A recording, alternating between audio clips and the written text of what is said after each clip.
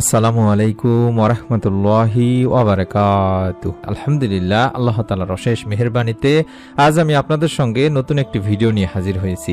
এই ভিডিওটিতে আমি আলোচনা করব পবিত্র জিলহজ মাসের আরাফার দিন কষ্ট করে এমন একটি ছোট্ট দরুদ শরীফ যদি আপনি 21 বার পড়েন, আল্লাহ তাআলার পক্ষ থেকে আপনাকে গায়েবী রিজিক প্রদান করা হবে, গায়েবী ধন সম্পদ প্রদান করা হবে এবং সকল গুনাহ আল্লাহ তাআলা মাফ করে দিবেন। পবিত্র কোরআনুল কারীম থেকে এবং সহিহ হাদিস থেকে দোয়াগুলো তুলে ধরছি, আপনারা অবশ্যই সম্পূর্ণ ভিডিওটি দেখবেন এবং এই মুহূর্তে যারা ভিডিওটি দেখছেন দয়া করে সকলে এই ভিডিওটিতে একটি লাইক দিয়ে চ্যানেলটি সাবস্ক্রাইব করে বেল বাটনটি অন করে রাখতে ভুলবেন না।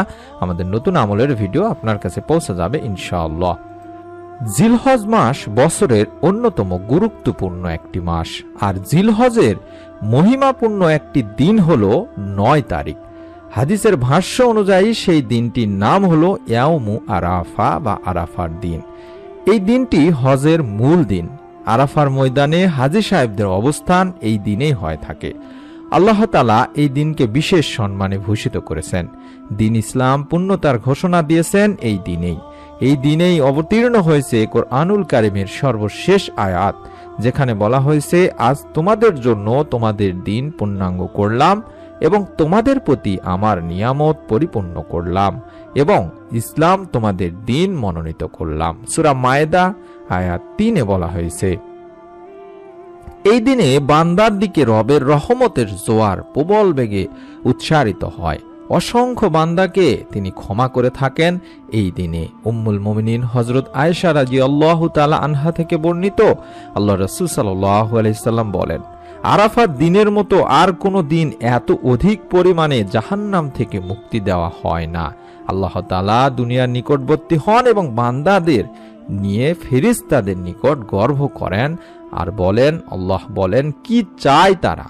এটি সহিহ মুসলিম শরীফের 1348 নম্বর সহিহ একটি হাদিস। এছাড়াও জাবের রাদিয়াল্লাহু তাআলা আনহু থেকে বর্ণিত আরেক বর্ণনা এসেছে, আল্লাহ তাআলা নিকটতম আসমানে আসেন এবং পৃথিবীবাসীকে নিয়ে আসমানের অধিবাসী অর্থাৎ ফেরেশতাদের সাথে গর্ব করেন, বলেন, দেখো তোমরা আমার বান্দারা উস্কো খুস্কো চুলে ধুলোয় মলিন বদনে রোদে পুড়ে দূর দূরান্ত থেকে এখানে সমবেত হয়েছে।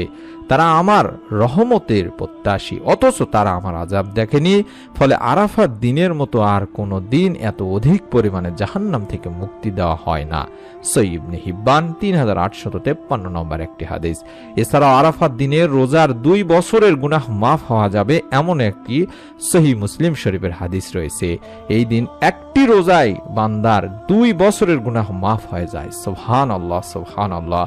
আল্লাহ তাআলা রাসূল সাল্লাল্লাহু আলাইহি সাল্লাম বলেন, আরাফার দিনের 9 জিলহজের রোজার বিষয়ে আমি আল্লাহ তাআলার কাছে প্রত্যাশা রাখি যে তিনি আগের 1 বছরের এবং পরের 1 বছরের গুনাহসমূহ ক্ষমা করে দিবেন। সহিহ মুসলিম 1162 নম্বর সহিহ একটি হাদিস। আমরা এই আরাফার দিনে রোজা রেখে কষ্ট করে এই দোয়ার আমলটি করার চেষ্টা করব ইনশাআল্লাহ। আমি আমার দিনী ভাই বোনদেরকে অনুরোধ করব, বাংলাদেশের সময়ে আপনারা 28 তারিখ অর্থাৎ 29 তারিখ ঈদ হলে 28 তারিখে বাংলাদেশে ইনশাআল্লাহ আরাফার দিন হিসেবে কার্যকর হবে। আপনারা সেই দিন একটি রোজা রাখার চেষ্টা করবেন এবং এই আমলগুলো করবেন। যে দরুদ শরীফটা আমি পড়তে বলবো সেই দরুদ শরীফটা আপনাদেরকে 11 বার পড়ে নিতে হবে দোয়া পড়ার আগে। দোয়া যে দুটি শিখিয়ে দিব, একটি হলো গায়েবী ধন সম্পদ পাওয়া বা গায়েবী রিজিক পাওয়ার দোয়া, আর একটি হলো পবিত্র কোরআনুল কারীমে বর্ণিত গুনাহ মাফের দোয়া। এই দুইটি দোয়া শিখিয়ে দিচ্ছি। এই দুইটি দোয়ার আগে এবং পরে 21 বার করে দরুদ শরীফ পড়বেন।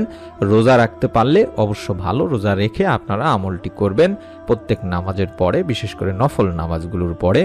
আর অনুরোধ করব, আসর থেকে শুরু করে মাগরিব পর্যন্ত এই সময়টিতে অবশ্যই আমলটি করার চেষ্টা করবেন।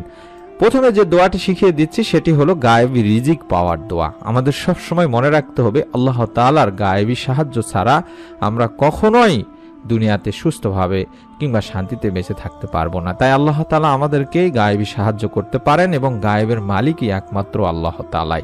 তাই আল্লাহ তাআলার কাছে আমাদেরকে ধর্ণা ধরতে হবে, তাকে ডাকতে হবে, এক মন এক চিত্তে জয় করে নিতে হবে মহান প্রভুর মন। তাহলে আপনি গায়েবী ধন সম্পদ পাবেন, রহমতে ভরপুর হবে আপনার ইহকালীন এবং পরকালীন জীবন।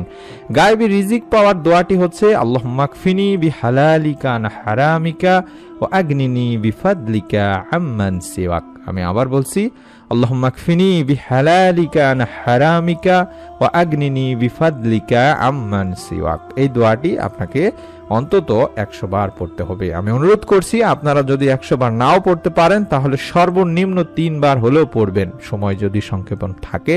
তবে 21 বার দরুদ শরীফ আগে পড়ে নিতে হবে এবং পরে 21 বার দরুদ শরীফ পড়ে নিতে হবে।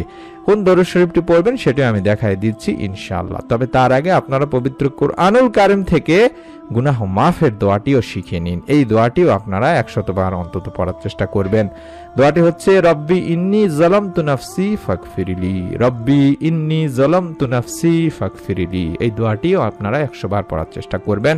এটি পবিত্র কুরআনুল কারীমের সূরা আল কাসাসের 16 নম্বর আয়াত, যেখানে বলা হচ্ছে, হে আমার রব, নিশ্চয় আমি আমার নফসের প্রতি জুলুম করেছি, সুতরাং আপনি আমাকে ক্ষমা করে দিন। এই দুইটি দোয়া আমি দেখাচ্ছি, গায়েবী রিজিক পাওয়ার দোয়া। এই দোয়াটি পড়ার আগে 21 বার এবং এই মুহূর্তে যে দোয়াটি দেখাচ্ছি গুনাহ মাফের দোয়া, পবিত্র কুরআনুল কারীমের গুনাহ মাফের দোয়া, এটি আপনারা 100 বার পড়ার আগে 21 বার দরুদ শরীফ পড়ে নেবেন। এই ছোট্ট দরুদ শরীফটি 21 বার করে অন্তত পড়ার চেষ্টা করবেন।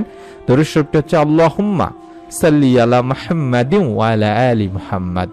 আবার বলছি, আল্লাহুম্মা সাল্লি আলা মুহাম্মাদিন ওয়া আলা আলি মুহাম্মাদ। এটি অন্তত 21 বার পড়বেন। তারপরে দোয়াগুলো পড়বেন, তারপরে আবারও 21 বার এই দরুদ শরীফটি পড়ে আল্লাহ তাআলার কাছে 2 হাত উঠায়ে আপনি আপনার পরিবার সংসারে রিজিকে বরকত চাইবেন। গায়েবী রিজিক পাওয়ার অর্থই হচ্ছে এটি, আল্লাহ তাআলার কাছে আপনি গায়েবী অর্থাৎ আপনার পরিবারে যতটুকু রিজিক আয় রোজগার হয় সেখানে যেন আল্লাহ তাআলা বরকত দান করেন, ওটুকু দিয়ে যেন আল্লাহ তাআলা আপনার পরিবারে রহমতে ভরপুর করে দেয়। এবং কুরআনুল কারীমের যে দোয়াটি রয়েছে সেই দোয়াটি অত্যন্ত কার্যকরী দোয়া, গুনাহ মাফের দোয়া, পবিত্র কুরআনুল কারীমের দোয়া। আমি অনুরোধ করছি আপনারা আমলটি করবেন।